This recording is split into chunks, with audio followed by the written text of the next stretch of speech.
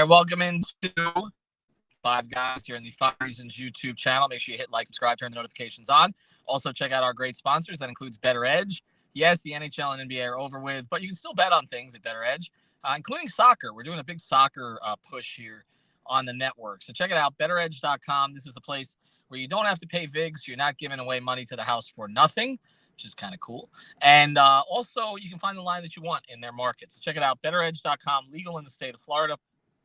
Use the code 5RSN and you get $20 immediately to play. All right. Again, I've got Alex Donno. You can follow him at Alex Donno. I'm Ethan Skolnick. You can follow me at Ethan J. Skolnick at 5 Reasons Sports.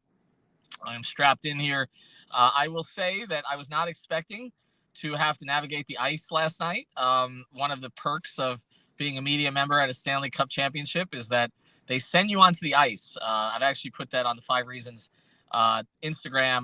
That was a unique experience. I will tell you that I've covered championships, many championships, because I've covered a lot of Super Bowls and NBA Finals. But as far as South Florida championships, I covered the Marlins winning in Yankee Stadium. That was something. I think I told that story about how Brian Cashman was in the elevator with me on the way up to see the boss after the Marlins beat them.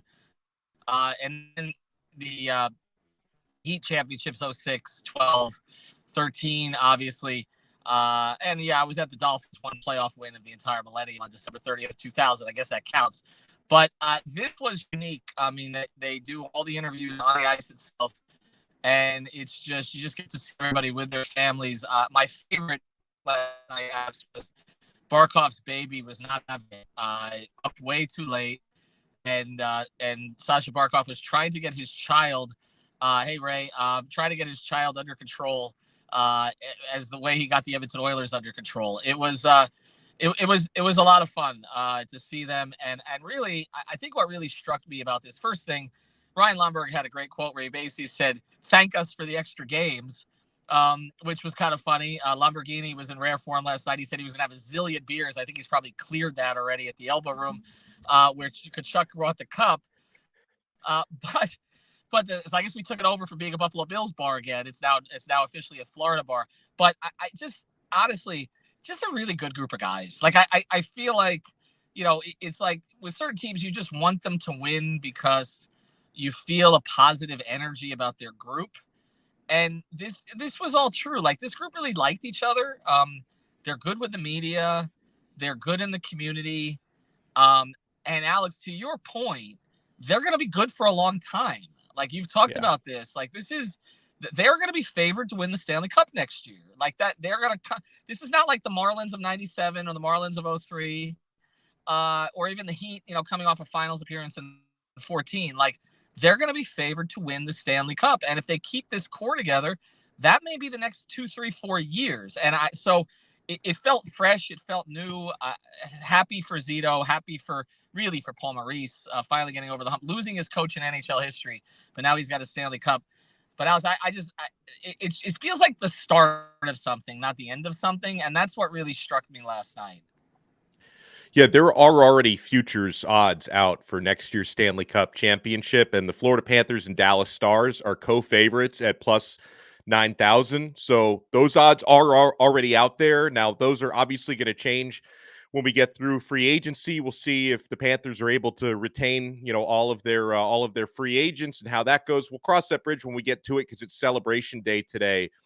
Ethan, this, quite frankly, if you zoom out and put full context on what just happened out there on the ice last night, this was one of the most memorable Stanley Cup Finals in recent memory, this century, this millennium. I mean, you don't get too many Game 7s in the Stanley Cup Finals to begin with.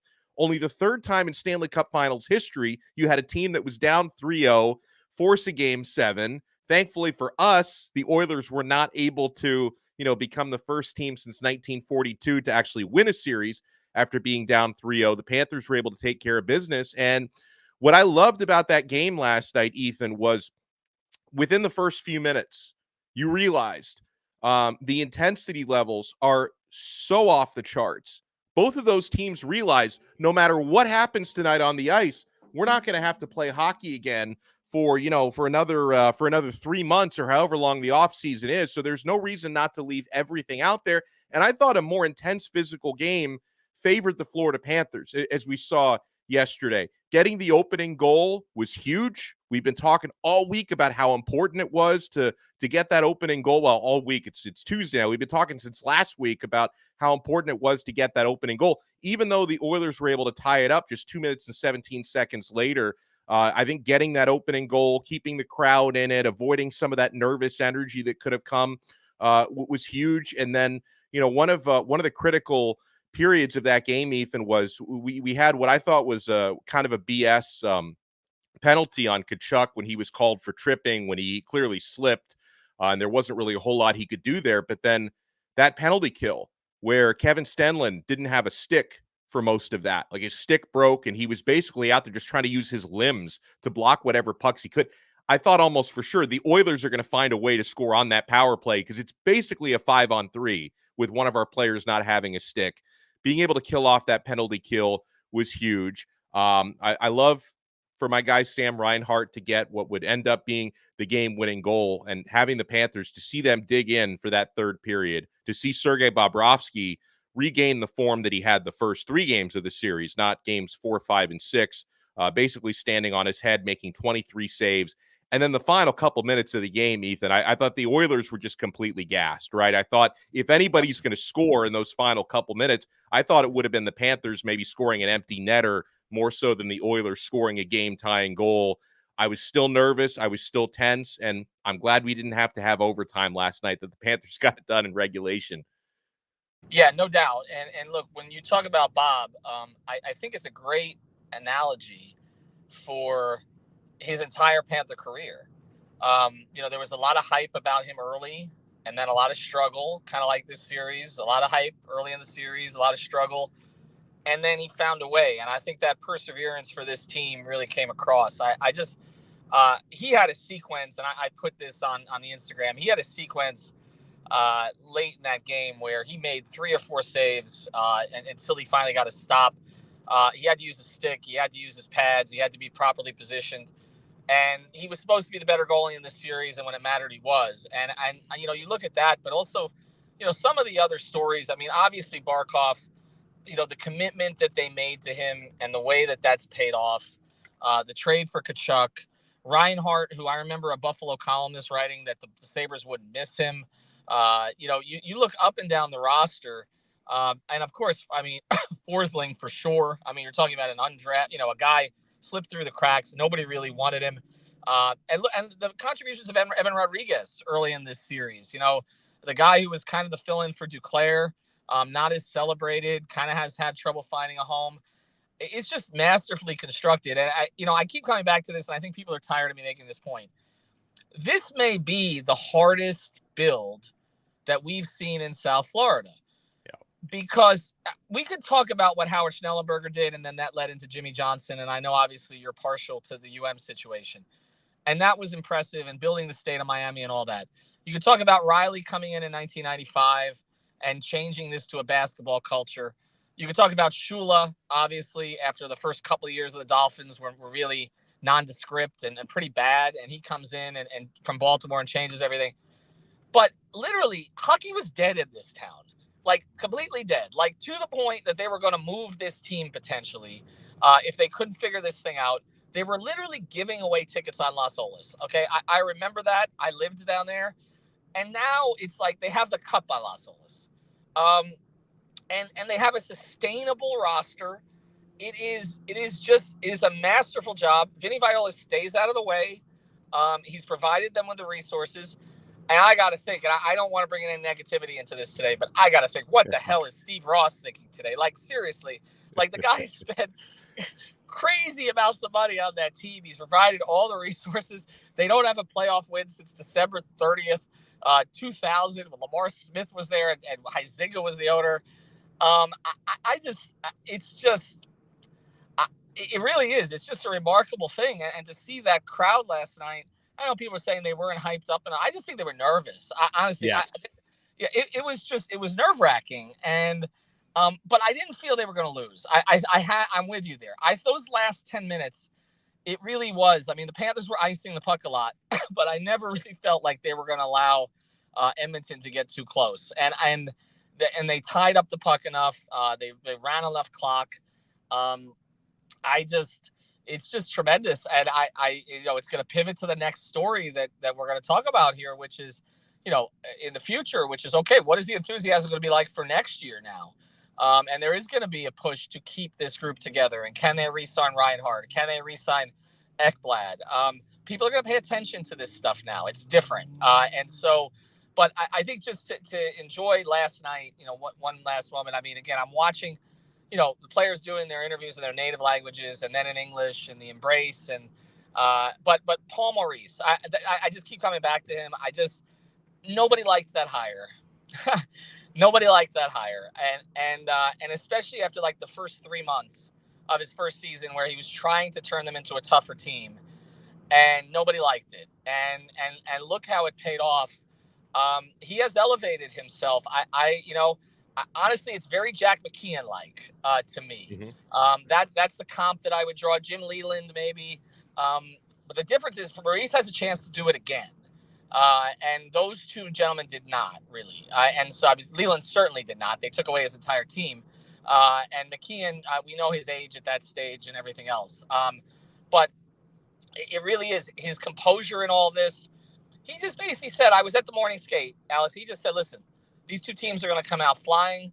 We don't want to get away from our identity. We don't want hero plays. Don't get outside of yourself. They played a very complete game. They were the better team in Game 7. And to do that after being so outclassed for most of the previous 3 games, it's really remarkable. And it is sweeter to win it this way. It is. It's like we talked about the Heat going up to Boston in Game 7. You just don't like it during the process, but that's it. I mean, I'm going to let you have your final thoughts on this when we come back. I do think somebody, though, got hurt last night. Our friend Jose, I believe, had promised that everyone's going to get their money back for their Panthers jerseys if they won the Cup. We'll see. We'll see about that. Here's a little about Jerseys 305. Hey, it's Ethan Skolnick for the 5 Reasons Sports Network. We've got a great new sponsor that fits with us perfectly. It's called jerseys305.com. That's jerseys305.com. This is your home for dead stock and vintage jerseys from the Heat, Panthers, Dolphins, Marlins, and the other local teams. Their mission was born from a passion for wearing jerseys of the old styles and the past players. Jerseys 305 aims to make every fan stand out from the crowd with unique pieces that you don't commonly see anymore. Maybe 10, 15, 20 years ago, but not today. And Jerseys 305 was created by the fans, for the fans. They're diehards just like you. In fact, they're probably listening to this episode right now. So check them out, Jerseys 305, their partnership with 5 Reasons Sports, celebrating with a 10% discount on the next purchase using the code 5 at checkout. Unlock your exclusive savings on the entire vintage collection. Alex, I'll let you have the final word today. Yeah, well, first of all, on Paul Maurice, his personal coaching arc is pretty similar to the Florida Panthers franchise arc over the past 30 years, with him, much like the franchise just did, getting over that hump to finally win a Stanley Cup. And Maurice was, as he always is, very entertaining in the postgame last night, where he kind of compared his own situation to when people watch those animal shelter commercials with the Sarah McLachlan stuff, where it's like you really like you pity, like the people were pitying him, like, oh, I really want Paul Maurice to win a cup. This would be a great story for him. So he got that done. As far as the roster build goes, yeah, the Panthers are going to have some big time free agents. They're going to try to re-sign. No matter what happens, the nucleus of the team is locked up long term, right? When you consider Bob still has years left with Florida, Kachuk, Captain Alexander Barkov in place. Like this is going to be a contending team and a perennial playoff team for many, many years to come. Can't guarantee they win more Stanley Cups. Obviously, it's probably the most grueling trophy in American professional sports when you consider the type of gauntlet you have to get through. But we know this is a team that's in good position to contend for years to come, which is fantastic. And, of course, we're celebrating today. We were celebrating last night, thank goodness, because you think about what the alternative would have been like had they not won that game last night, had they been reverse swept by the Oilers, what that can do to the psyche of the fan base and what it could even do to the psyche of these players, right? Because it would basically be the hockey equivalent of what happened to the Atlanta Falcons in their Super Bowl choke job against the New England Patriots. It's not easy just to brush that off. Now, heading into Game 7, of course, I needed to see them prove it on the ice, and they did last night. But I was cautiously optimistic about the way they would play because the psychology of the team going from Paul Maurice on down, their psychology seemed to be on point because Maurice kept very sincerely downplaying the idea of, coach, like, how nervous are you guys? How much pressure do you feel having gone from 3-0 to 3-3? And like, he was very sincere in saying the last 3 games don't mean anything heading into this one. This is the only game. The one coming up is the only one that means anything. It's a 1-game series. Every kid who grows up, and obviously a lot of South Floridians can't relate to this, but every kid who grows up, playing pond hockey, right? You always imagine Game 7 Stanley Cup Finals, right? You're not imagining, oh, how great would it be to be in Game 4, Game 4 of the Eastern Conference semifinal. No, you're thinking Game 7 Stanley Cup Finals. So players on both teams got to live out that dream last night. And so the psychology was clearly on point because even though you mentioned there may have been some nervous energy from the fans to start the game, that didn't carry over to the players. So kudos. And that comes from leadership. I'm sure they probably have sports psychologists on staff, but I know Paul Maurice is a big part of setting that tone. Barkov, the captain, played a big part in setting that tone. He was also saying all the right things leading up to that game. And they played like a team that was not haunted of the ghosts of the past 3 games that they had lost. So I give them a ton of credit for playing their asses off and winning that cup last night. Yeah, they look from every man down. They credited Maurice's leadership, and I bring it back to Bill Zito though. This is his handiwork, and he is going to be remembered for a long time in this market, and he's going to be scrutinized now. Now he's got to back it up, but it is really hard to do what they just did. They beat good teams the whole way through. Yeah, and great goalies the whole way through. Unlike the Boston Celtics. Anyway, have a good day, everybody. Thanks again, and thanks to our sponsors, Jerseys 305, and also to Better Edge. Have a good one, everybody.